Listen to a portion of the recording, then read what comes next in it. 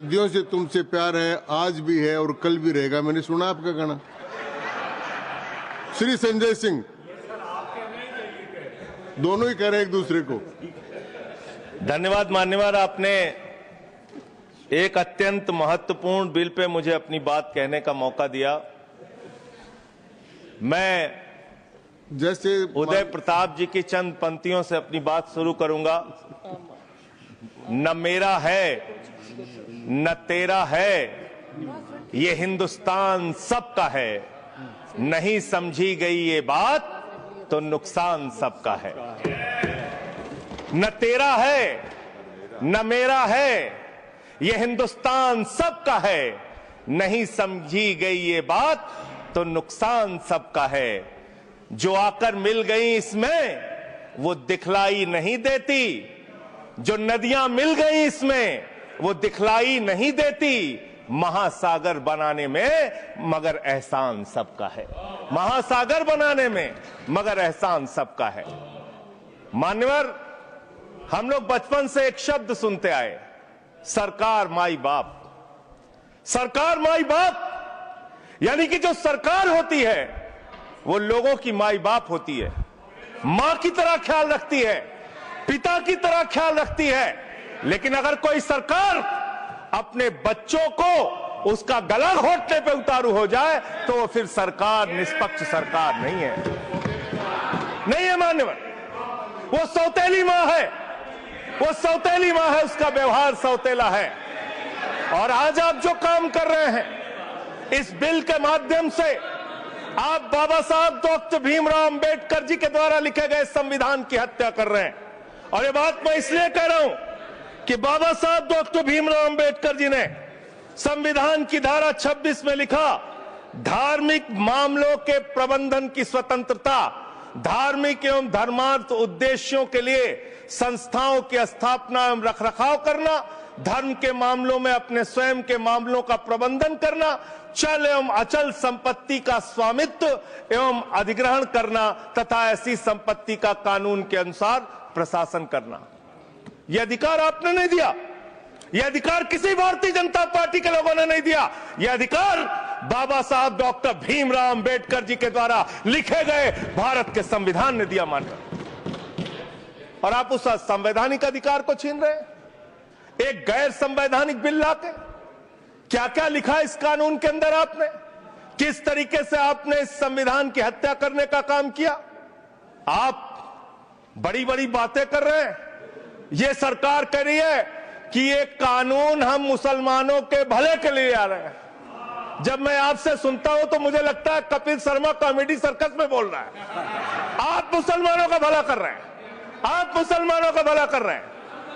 दोनों सदन में एक भी सदस्य, दोनों सदन में सिर्फ एक सदस्य गुलाम अली को छोड़ के एक भी सदस्य आपका मुसलमान नहीं है। आप मुसलमानों का भला कर रहे हैं। आप मुसलमानों का भला कर रहे हैं। पूरी सरकार में एक मंत्री आपका मुसलमान नहीं है। आप मुसलमानों का भला कर रहे हैं। दो नेता अपने घरों में आपने बैठा दिया, मुख्तार अब्बास नकवी, शाहनवाज हुसैन, दोनों की राजनीति आपने खत्म कर दी। आप मुसलमानों का भला कर रहे हैं। आप मुसलमानों का भला कर रहे हैं। आप मुसलमानों का भला कर रहे हैं। अरे सुनना सीखो, सुनना सीखो पहले। मान्यवर, मैं इनके इस कानून में क्या क्या लिखा हुआ है, क्या क्या कहा है इन्होंने। बैठ जाए कृपया, गुलाम अली जी बैठ जाए। धार्मिक संपत्तियों को ये बिल कब्जा करने की नापाक कोशिश है। और धार्मिक संपत्तियों को सदन में कब्जा करने के लिए सदन में इतनी शांति है कि आराम से आप बोलोगे। आराम से बोल रहा हूं सर। आप बैठे हैं तो आपको देख के वैसे ही आराम आ जाता है। आपको देख के मैं वैसे ही आराम में रहता हूं सर। आप जब है आपका संरक्षण है तो आराम से ही बोल रहा हूं। बोलिए। मान्यवर, धार्मिक संपत्तियों को कब्जा करने की एक कोशिश है। इसलिए इस बिल पर न हिंदू को खुश होना चाहिए, न सिख को खुश होना चाहिए, न ईसाई को खुश होना चाहिए, न जैन को खुश होना चाहिए, न बौद्ध को खुश होना चाहिए, क्योंकि नंबर सबका आएगा। और आज वक्फ की संपत्तियां कब्जा करके आप अपने दोस्तों को देंगे, कल गुरुद्वारे की संपत्तियां कब्जा करके आप अपने दोस्तों को देंगे, फिर चर्चों की संपत्तियां कब्जा करके आप अपने दोस्तों को देंगे, फिर बौद्धों की संपत्तियां कब्जा करके आप अपने दोस्तों को देंगे, फिर जैनों की संपत्तियां कब्जा करके आप अपने दोस्तों को देंगे, फिर मंदिरों की जमीनें कब्जा करके आप अपने दोस्तों को देंगे। आप तो वो लोग हैं जिन्होंने प्रभु श्री राम के मंदिर में भी घोटाला किया। मान्यवर, प्रभु श्री राम के मंदिर के जमीन में घोटाला किया। मैं कागज दूंगा सर, मैं कागज दूंगा। कर दिया मैंने। ये लोग राम मंदिर में घोटाला करने वाले लोग हैं, राम मंदिर की जमीन का चंदा खाने वाले लोग हैं सर। ये लोग 2 करोड़ की जमीन 5 मिनट में 18 करोड़ में बेची सर इन लोगों ने। 16.5 करोड़ का घोटाला किया, 18.5 करोड़ में जमीन बेची। ये राम मंदिर में घोटाला करने वाले लोग हैं सर। मान्यवर, अरे प्रभु श्री राम के नाम का पैसा खाते हो तुम लोग। अरे बैठ जाओ, राम मंदिर का पैसा खाते हो। अरे राम मंदिर में घोटाला करते हो, बैठो। अरे राम मंदिर का चंदा खाते हो।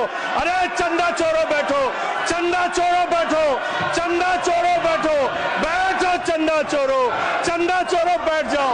चंदा चोरो तुम लोग चंदा चोरो, चंदा चोरो तुम लोग, चंदा चोरो, चंदा चोरो, चंदा चोरो बैठो। 1 मिनट को प्लीज। चंदा चोरो बैठो। सभापति महोदय, Shri Gajendra Singh ji. Sir I am not yielding sir, I am not yielding. सदस्य ने चंदा चोरी किया इन्होंने, राम का पैसा खाया, करने वाले प्रभु श्री राम का पैसा खाया सर इन्होंने। राम मंदिर का विषय, राम मंदिर में चंदा चोरी किया इन्होंने। चंदा चोर है सर ये लोग। इन्होंने प्रभु श्री राम का चंदा खाया। कृपया बैठ जाए। चंदा चोरी किया सर। कृपया बैठ जाए। राम मंदिर के संबंध में सर राम मंदिर के संबंध में कहे गए सभी शब्दों को मैं कार्रवाई से निकाल रहा हूं, कार्रवाई से निकाल दिए। 2 करोड़ की जमीन 18.5 करोड़ में खरीदी इन लोगों ने। 2 करोड़ की जमीन अयोध्या में 18.5 करोड़ में खरीदी। मान्यवर, कृपया मान्यवर, मेरा टाइम बचाया जाए सर। मान्यवर, टाइम पॉज कीजिए सर, टाइम पॉज कीजिए, बैठाइए इनको। Point of order, point of order allow sir. I am not yielding sir. Point of order, Bhupendra Yadav please sit down.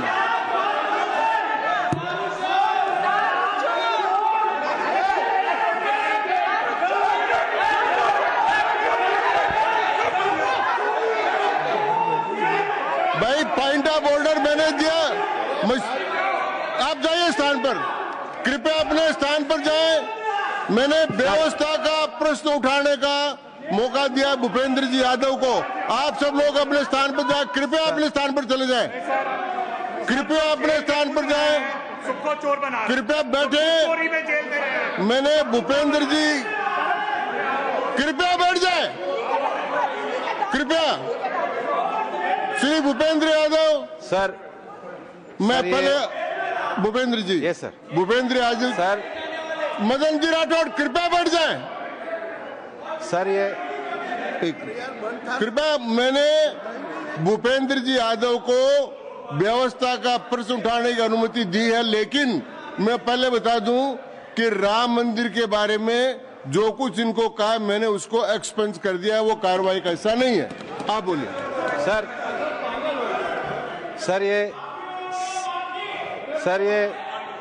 Sir ये सदन का उच्च सदन है। रूल में बता देता हूं, रूल 238 और 240। आप 238 और 240, 238 and 240, you read it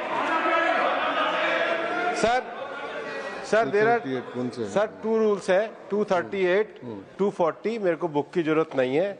how to speak ये 238 है सर। 240 बड़ा इंपॉर्टेंट है जी सर। कोई भी सदस्य अगर इररिलेवेंट बोलता है, अगर तो ये चेयर की पावर है कि उस सदस्य को रोक सकते हैं। जो विषय डिबेट से जुड़ा हुआ नहीं है, जो विषय सदन से जुड़ा हुआ नहीं है, इररिलेवेंट विषय को आपको रोकने का अधिकार है। जो सदस्य संजय सिंह जी बोल रहे थे वो इरिलीवेंट है। तीसरा एक और विषय सर, 238 में बोलने के बाद जो असंसदीय शब्द है, किसी भी पार्टी के बारे में, किसी के बारे में जो असंसदीय शब्द है वो बोले गए हैं तो उसकी भर्त्सना भी हाउस पूरी तरीके से करता है, माननीय और उसको हटाता है। माननीय सुनो, हाँ Tiruchi Shiva, Sir, I also stand on the. Please I am allowing mister Tiruchi Shiva. I also stand on the same rule, sir. 238 and 240. You didn't quote 238. You remember 240, but 238 you are well versed, I know, but you are not quoted. Nothing refer, only the rule number. Yes, yes. Refer to any matter of fact on which a judicial decision is pending. No. Make a personal charge against a member. No. Please. Oh. What is? Please. Kindly listen. Hello, please. I'm on a point of order. I'm on a point of order. I'm on a point of order. Point of order आपने allow किया है। What is that? Point of order आपने allow किया है। Rule 240. बैठ जाए, Sir, सुन ले एक बार। sir. मैं निर्णय मुझे करना, आप तो सुन तो लें। आप बैठे। Mr. Vice Chairman, only 240. 240 which is मैंने quoted, दोनों say- 238, Sir, sir. 240 दोनों देख लिए। Please, sir. हाँ। Rule 240 says, the chairman, after having called the attention of the council to the conduct of a member who persists in irrelevance or in tedious repetition, you didn't call, sir. Whether it is irrelevance or repetition has to be decided by the chair. So, the chairman, आप सुनो ना भाई, please. hello, please. I am speaking to the chair. Please तो I am speaking to the chair. इधर देखिए ना। Sir, it is we leave it to your discretion and Yes. decision, sir. Yes. And not it is repetition or irrelevance can be decided by any other member, sir. Only you, sir. Okay, thank you. मैंने श्री भूपेंद्र जी यादव ने 240 में ये और है कि अगर कोई दूसरा सदस्य भी किसी सदस्य के इरिलीवेंट डिबेट को सपोर्ट करता है तो उसको भी डिबार करना चाहिए, आपको शिवा को भी करना चाहिए। आप एक सेकंड, मेरी व्यवस्था यह है कि 238, 240 के अंतर्गत मैंने ऑलरेडी जो असंसदीय शब्द थे वो और राम मंदिर के बारे में, क्योंकि ये विधेयक की परव्यू में नहीं आता है, इसलिए मैंने राम मंदिर के बारे में इनके लगाए गए इलेक्शन और असंसदीय शब्दों को कार्रवाई से निकाल दिया। धन्यवाद। मान्यवर, आपने कहा कि इससे आप पिछड़े मुसलमानों का भला करने जा रहे हैं। सुनने में बहुत अच्छा लगता है कि आप पिछड़े मुसलमानों का भला करने जा रहे हैं। आपने इसमें कहा कि आप महिलाओं का भला करने जा रहे हैं। सुनने में बहुत अच्छा लगता है कि आप महिलाओं का भला करने जा रहे हैं, लेकिन ये सरकार, और यहां पे इस समय मंत्री जी नहीं है, मैं उनसे पूछना चाहता हूं, आप देश को और सदन को गलत जानकारी क्यों दे रहे हैं? मानवर, 2013 के वक्फ बिल में जो भारतीय जनता पार्टी की सहमति और सहयोग से पास हुआ, उसमें भी महिलाओं के लिए आरक्षण था। मना कर दीजिए कि नहीं था, मना करिए कि हम गलत बोल रहे हैं। मान्यवर, मंत्री जी ने कहा 1 करोड़ सुझाव आया। मैं आपसे पूछना चाहता हूं, कितने करोड़ ईमेल आए, कितने करोड़ पत्र आए, कितने करोड़ सुझाव आए? पूरे देश को जानकारी दीजिए, और मैं आपको दावे के साथ कह सकता हूं, जब पूरा सच सामने आएगा तो देश को पता चलेगा कितने लोग इस बिल के विरोध में थे, कितने लोग इस बिल के समर्थन में थे।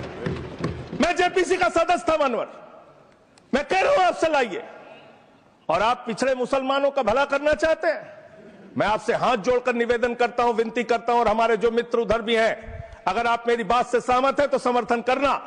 समाज में छुआछूत को, बीमारी को मिटाने के लिए चलिए उठाते हैं कदम, और अगले सत्र में एक बिल लेके आइए। जितने भी हिंदुओं की कमेटियां हैं, ट्रस्ट है, बोर्ड है, उन सारे ट्रस्ट और कमेटियों में 80% आरक्षण दलित, आदिवासी और पिछड़े हिंदुओं को दीजिए। मैं समर्थन करूंगा आपका, माला पहनाऊंगा आपको। आप पिछड़ों का भला करने की बात करते हैं, आप दलितों का भला करने की बात करते हैं। आपकी मातृ संस्था आरएसएस 100 साल तक आपने एक भी दलित, पिछड़ा और आदिवासी, एक भी महिला को आज तक आरएसएस का प्रमुख नहीं बनाया। आप दलितों और पिछड़ों और आदिवासियों की आरएसएस के बारे में भला कई करने इनकी की बात बात को करते एक्सप्लेन कर हैं। दीजिए। माननीय इस बिल में क्या लिखा है? आप जो भी बातें इस विधेयक के अलावा बोलेंगे उन सबको मैं एक्सप्लेन सर ये करूंगा। क्या उसमें सत्य नहीं है? क्या ये सच नहीं है?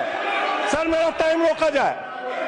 और सर बिल के बारे में बात करते हैं। माननीय मंत्री जी ने कहा आज आप इस बिल को पास कर रहे हैं, आज आपका सीना चौड़ा हो रहा है, आपको लग रहा है एक धर्म के अधिकार को आप छीन रहे हैं। नहीं, कल को आप सभी धर्मों की धार्मिक संपत्तियां छीन के आप अपने दोस्तों का देने का काम करेंगे। मैं फिर इसको दोहरा रहा हूं और फिर इसको कह रहा हूं कि आप ये करेंगे, धार्मिक संपत्तियों के कब्जा करने का काम करेंगे। और किसी गलतफहमी में मत रहिए।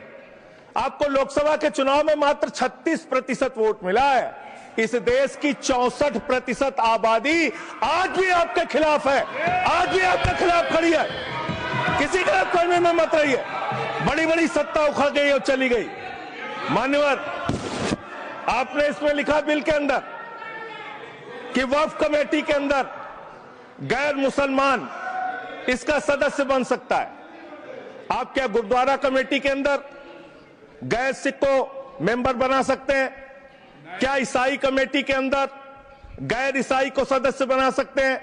क्या बौद्धों की कमेटी के अंदर गैर बौद्ध को, क्या जैनों की कमेटी के अंदर गैर जैन को आप मेंबर बना सकते हैं? और इतना ही नहीं, क्या आप हिंदुओं के ट्रस्ट में, मंदिर के ट्रस्ट में आप क्या गैर हिंदू को मेंबर बना सकते हैं? नहीं बना सकते, नहीं बना सकते। आप एक झूठ फैला रहे हैं देश भर में झूठ फैला रहे हैं। आप कह रहे हैं ये मैं पढ़ रहा हूं राम मंदिर का, सर, राम मंदिर ट्रस्ट। झूठ शब्द असंसदीय है, जो असंसदीय शब्द है उनको निकाल दीजिए। सत्य से परे, सत्य से परे। सर ये प्रभु श्री राम के मंदिर का ट्रस्ट, मैं इसका समर्थन करता हूं। नहीं, आप सर मैं इसका समर्थन कर रहा हूं। ये सब्जेक्ट नहीं है सर, समर्थन कर रहा हूं। सुन तो लीजिए, आप कहे से नहीं सुनूंगा। डिस्ट्रिक्ट मजिस्ट्रेट प्रोसीडिंग में नहीं आएगा सर, मेरी बात तो बिल्कुल नहीं आएगा। सर मेरी बात सुन लीजिए। घनश्याम जी प्लीज, चेयरमैन साहब, district magistrate of Ayodhya will be ex officio trustee who will be A practicing Hindu. If the DM is not Hindu, then additional district magistrate will be an ex officio member of the trust. हम इसका समर्थन करते हैं sir. Hindu धर्म के trust में हिंदू को member होना चाहिए, आपने लिखा, हम इसका समर्थन करते हैं। लेकिन आप दूसरे धर्मों के ऊपर कह रहे हैं। कल को आप गुरुद्वारा कमेटियों में कहेंगे सिख नहीं, दूसरे धर्म के लोग इसमें आएंगे। कल को आप जैन कमेटियों में घुसड़ेंगे, बौद्धों की कमेटियों में घुसड़ेंगे। ये बात गलत है, ये पूरी तरीके से गलत है। और आज पूरे देश को आप बताइए, मान्यवर, पूरे देश को आप बताइए, 2009 में आपने अपना घोषणा पत्र जारी किया था, मैनिफेस्टो। ये मैनिफेस्टो आपका लेके आया हूं, ये तो आपका डॉक्यूमेंट है, मेरे घर नहीं बना। इस मैनिफेस्टो में लिखा है इन्होंने कि 2009 के मैनिफेस्टो में लिखा है कि वक्फ की जमीनों पर जो अवैध कब्जे हुए हैं, के.आर. रहमान की कमेटी की रिपोर्ट के हिसाब से हम मुस्लिम धर्म गुरुओं के साथ बातचीत करके उसको खाली कराने का काम करेंगे। कितना दोहरा चरित्र है आपका। आपने कहा वक्फ की जमीनों को खाली कराने का काम करेंगे जिसपे कोई और कब्जा कर रखा है। मान्यवर, एक और बात, सुप्रीम कोर्ट के अंदर आप कह रहे हो कागज चाहिए, कागज चाहिए। मंत्री जी ने कहा कागज चाहिए। मंत्री जी, आपको कागज की बहुत जरूरत होती है, कागज आपको चाहिए। आपकी सरकार ने 2020 में, ये पूरे देश को देखना चाहिए, पूरे देश को सर, 2020 में मैं जेपीसी का मेंबर था, एक कागज वहां मिला मैं 2020 में सुप्रीम कोर्ट में। सर आप, मेरी बात नहीं आ रही सर, मेरी बात नहीं आ रही। 2020 में मान्यवर, इस भारत की सरकार ने, मोदी जी की सरकार ने शपथ पत्र दिया सुप्रीम कोर्ट में। से क्या लिखा हुआ है? 99% वक्फ की संपत्तियां डिजिटाइज हो चुकी हैं। मुख्तार अब्बास नकवी साहब आपके मंत्री थे, उनका बयान है 100% वक्फ की संपत्तियां डिजिटाइज हो चुकी हैं। तो जब आप सारी संपत्तियां डिजिटाइज कर चुके हैं, सब कुछ ऑनलाइन कर चुके हैं वामसी पोर्टल में, सारे कागजात जांच चुके हैं, तो क्या आप फसाद कराने के लिए फिर से कागज मांग रहे हैं? फसाद कराने के लिए आप फसाद कराने के लिए कागज मांग रहे हैं? आप फसाद कराने वाले हिंदू हैं, हम सौहार्द फैलाने वाले हिंदू हैं। यह बुनियादी फर्क है, यह बुनियादी फर्क है आप में। आप देश भर में फसाद, नफरत, लड़ाई, झगड़ा कराने का काम करते हैं। मान्यवर, मैं अंत में आप लोगों से सिर्फ एक ही बात कहना चाहता हूं कि आज सच्चर कमेटी की रिपोर्ट की बात कही गई और कहा गया 12,000 करोड़ की आमदनी हो सकती थी। एक सुझाव मैं पूरे सदन की तरफ से इस सरकार को देना चाहता हूं। 12,000 करोड़ की आमदनी की चिंता है वक्फ की, करोड़ों मुसलमानों की चिंता है आपको। एक अपने दोस्त को पकड़ के लाइए, नीरव मोदी को 20,000 करोड़ वसूलिए, 12,000 करोड़ वक्फ को दीजिए, 8,000 करोड़ अपने पास रखिए। 8,000 करोड़ का आपको मुनाफा होगा, 12,000 करोड़ वक्फ को दे दीजिए, करोड़ों मुसलमानों का भला हो जाएगा। मान्यवर, अंतिम बात कह के आपने कहा सच्चर कमेटी की रिपोर्ट से 12,000 करोड़ की आमदनी की बात कही गई है। अर्ध सत्य मत बोलिए, पूरा सत्य बोला कीजिए। सुविधाजनक सत्य मत बोलिए, पूरा सच बोला कीजिए। मंत्री जी, इसमें लिखा हुआ है सच्चर कमेटी की रिपोर्ट में कि भारत की सरकार ने, राज्यों की सरकार ने अलग अलग राज्यों में अलग अलग जगहों पे 365 वक्फ की संपत्तियां कब्जा कर रखी हैं। आप उसके बारे में नहीं बताते, आप अर्ध सत्य बोलते हैं। मैं तो जेपीसी का मेंबर रहा हूं, मुझे सब पता है। तो इसलिए मान्यवर, आप फैला रहे हैं झूठ, ट्रिब्यूनल के फैसले, बस खत्म सर, खत्म। असत्य, सत्य से परे मान्यवर, सत्य से परे मान्यवर। ट्रिब्यूनल के लिए आप कह रहे हैं उसको अपील नहीं की जा सकती। हाई कोर्ट का फैसला ट्रिब्यूनल के फैसले के खिलाफ आया है, सुप्रीम कोर्ट का फैसला ट्रिब्यूनल के फैसले के खिलाफ आया है। आपने कहा 5 साल का प्रैक्टिसिंग मुस्लिम होना चाहिए। कैसे प्रैक्टिसिंग मुस्लिम तय करेंगे सर? आप क्या मुसलमानों के घर में सीसीटीवी का कैमरा लगाएंगे?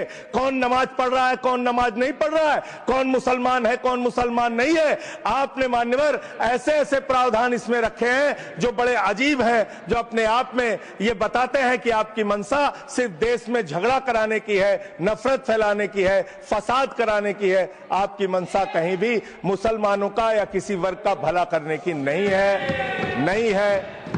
है। बस एक अंतिम बात कह के अपनी बात समाप्त करूंगा। ये काम आपने देश के अंदर बहुत अच्छा शुरू कर दिया। आप एक काम करते हैं, देखो मुसलमानों को ठीक कर रहा हूं, दूसरी तरफ महंगाई बढ़ रही है, नुकसान हिंदुओं का।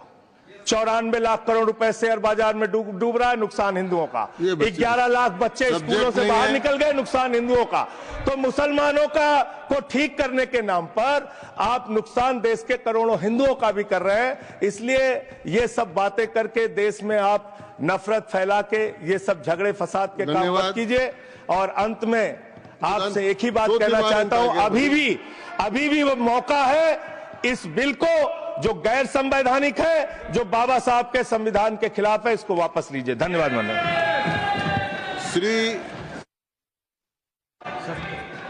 दूंगा ही।